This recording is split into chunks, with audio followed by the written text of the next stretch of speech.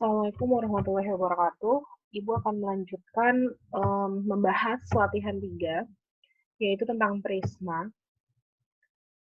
Sebelumnya, bagi yang nggak tahu prisma itu apa, Ibu sudah pernah share video pembahasan, ya. Di situ ada penjelasan mengenai balok dan prisma, kalian bisa lihat lagi penjelasannya. Di sini Ibu akan membahas soal nomor 1, tuliskan nama unsur prisma yang diberi petunjuk dengan nomor. Kalau kalian lihat, nomor 1 ini adalah sebuah prisma dengan alas segitiga ya. Jadi prisma itu macam-macam bentuknya. Bisa segitiga, bisa segi 4, segi 5, segi 6, dan seterusnya. Atau trapesium mungkin juga bisa. Jadi prisma itu bentuknya banyak. Tapi mungkin yang akan sering kita temui adalah yang bentuknya segitiga, yang bentuknya itu adalah trapesium gitu ya. Nah, di sini unsur untuk nomor 1 itu adalah bidang tutup atau bidang alas prisma. Jadi, kalau prisma itu memiliki bidang tutup dan bidang alas yang bentuknya harus sama, dan luasnya pun harus sama. Jadi nomor 1 itu namanya adalah bidang tutup, atau boleh juga kita sebut sebagai bidang alas. Kalau yang nomor 2, ini adalah garis EC, nomor 2 ini itu adalah rusuk, ya. Rusuk dari prisma. Nomor 3 itu menunjukkan bidang FECB. Itu disebut sebagai sisi tegak prisma. Jadi prisma itu kalau diberdiriin nih, ya, prisma itu sisi tegaknya itu yang ini, yang ada 3 berarti ya, kalau prisma segitiga ada 3 sisi di sini. Ada FEBC, ada DFAB, dan ada DEAC. Kemudian yang nomor 4 ini, itu adalah bidang alas prisma, sama dengan nomor 1 ya. Jadi dia bidang alas prismanya, yaitu ABC, segitiga ABC. Dan yang terakhir ini adalah nomor 5, titik B itu adalah disebut sebagai titik sudut. Nah, untuk prisma segitiga di gambar nomor 1 ini, karena dia prismanya segitiga, dia memiliki titik sudut sebanyak 6. Ya, A, B, C, D, E, F. Jadi titik sudutnya ada sebanyak 6. Seperti itu ya. Clear nomor 1. Nomor 2. Diketahui prisma segitiga ABCDEF, bidang alasnya adalah segitiga sama kaki, di mana AB sama dengan BC sama dengan 15 cm. AC sama dengan 18. Oh, di sini berarti bisa kita simpulkan bahwa segitiga sama kaki ini, kakinya itu adalah AB sama BC, karena dia sama-sama 15 cm. Berarti kakinya itu adalah AB sama BC. Nah, ini bentuknya seperti ini ya. AC-nya 18 dan panjang rusuk tegaknya adalah 18 cm. Berapa luas seluruh permukaan prisma tersebut? Nah, sekarang kita gambar dulu. Jadi biasakan kita gambar biar lebih paham.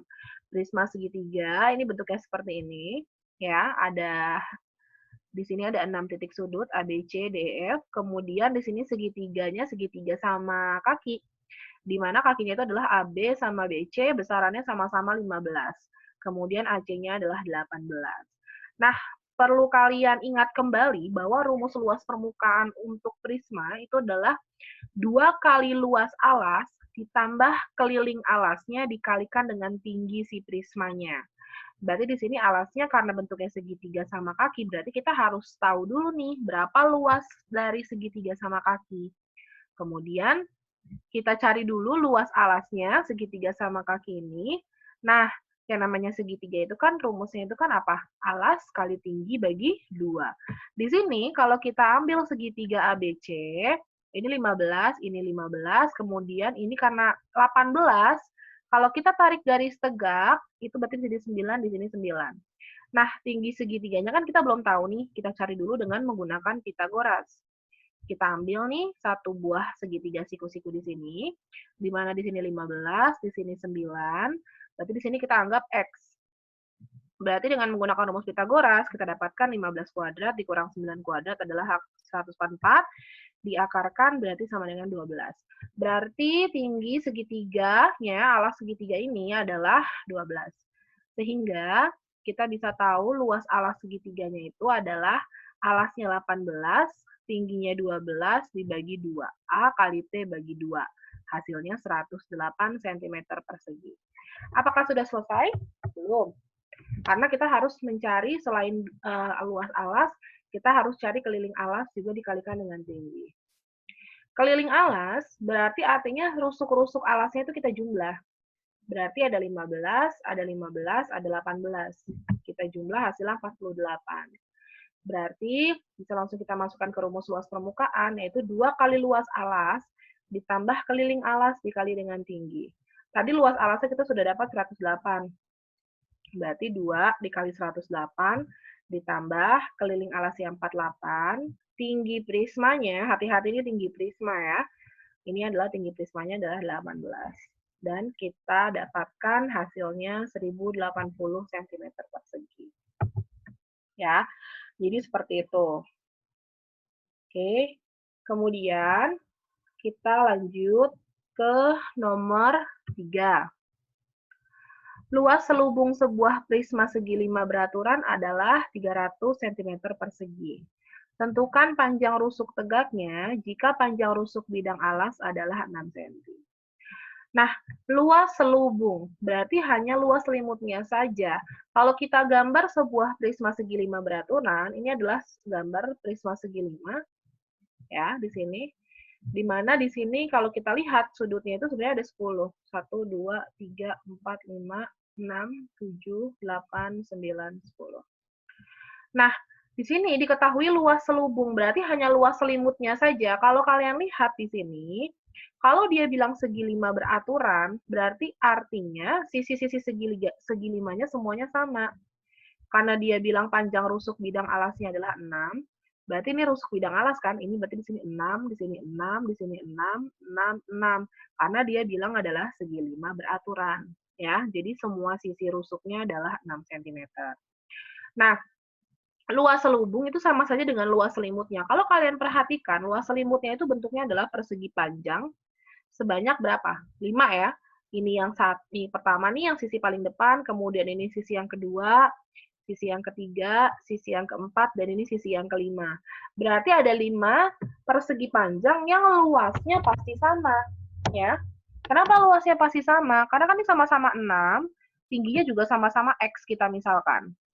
Ya. Kenapa di sini Ibu misalkan X? Karena kita nggak tahu berapa panjang rusuk tegaknya atau tinggi dari si prismanya. Berarti kita misalkan dia X. Luas selubung atau luas selimutnya 300 cm persegi. Kalau kalian hitung, ada 5 persegi panjang yang luasnya sama besar. Karena ada 5 persegi panjang yang luasnya sama besar, dan total mereka adalah 300, berarti luas satu persegi panjangnya totalnya 300 dibagi 5. Kenapa dibagi 5? Karena ada 5 persegi panjang. Berarti satu persegi panjang itu memiliki luas 300 dibagi 5, 60 cm persegi. Ya, kalau kita sudah punya nih luas satu perseginya, kita ambil nih. Kita comot di sini ya. Comot. Kita ambil persegi panjang di sini, di mana di sini 6, di sini adalah sisi tegak dari si prismanya, yaitu Ibu misalkan dengan huruf X, karena kita belum tahu dia nilainya berapa. Nah, satu persegi ini katanya luasnya 60 cm. Berarti kan, ini persegi panjang dong. Luas persegi panjang kan tinggal apa? Panjang kali lebar kan? 6 kali X tadi sama dengan 60. Berarti X-nya sama dengan 60 dibagi 6, pindah ruas. Berarti sama dengan 10 cm. Berarti di sini X-nya 10 cm. Otomatis berarti panjang rusuk tegaknya adalah 10 cm. Seperti itu. Ya. Kemudian kita sekarang lanjut ke nomor 4. Tentukan luas permukaan bangun di bawah ini. Kalau kalian lihat, ini bangunnya seperti apa? Ini sebenarnya bangunnya itu sebuah prisma, tapi alasnya bukan persegi panjang. Hati-hati. Alasnya itu adalah trapesium. Jadi A, B, F, E itu adalah bidang alasnya. Jadi sebenarnya prisma ini adalah prisma trapesium. Ya, bukan prisma segi 4. Karena kalau prisma itu tingginya harus sama. Sedangkan di sini kalau kita ambil prismanya alasnya persegi panjang, tingginya beda, yang sebelah sini 6, yang sebelah sini 11, beda kan? Nah, berarti bukan prisma dengan alas segi 4, tapi prisma dengan alas trapesium sebenarnya. Jadi kalau kalian mau bayangin, sebenarnya prisma ini tinggal kalian gulingkan ya ke depan gitu kan ya, sehingga yang di bawah, nanti yang di bawah itu adalah yang trapesium ini. Gitu. Nah, prisma dengan alas trapesium ini kan pasti alasnya berbentuk trapesium. Kalau kita ambil alasnya ABFE, gitu kan ya. Nah, berarti kan ini panjangnya 6, ini panjangnya adalah 11, ini panjang dari A ke B adalah 12 sesuai dengan soal. Nah, karena yang ditanya itu adalah luas permukaan, berarti kita cari dulu luas alasnya. Alasnya kan berbentuknya apa? Trapesium kan?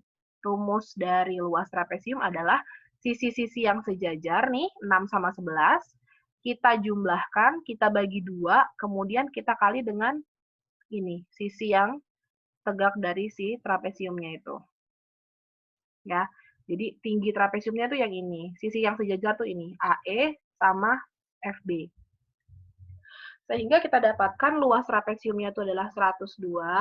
Nah, kemudian kita cari sekarang keliling alas. Karena luas permukaan itu harus ada keliling alasnya. Nah, kita lihat di sini, keliling alas. Berarti kan kita tambahkan nih, AE, kemudian AB, kemudian BF, dan FE. Permasalahannya, kita nggak tahu berapa itu besaran dari FE. Nah, kita anggap dia X. Kalau kalian lihat di sini, kalian ambil di sini garis putus-putus ya, dari E ke M, di sini Ibu kasih M.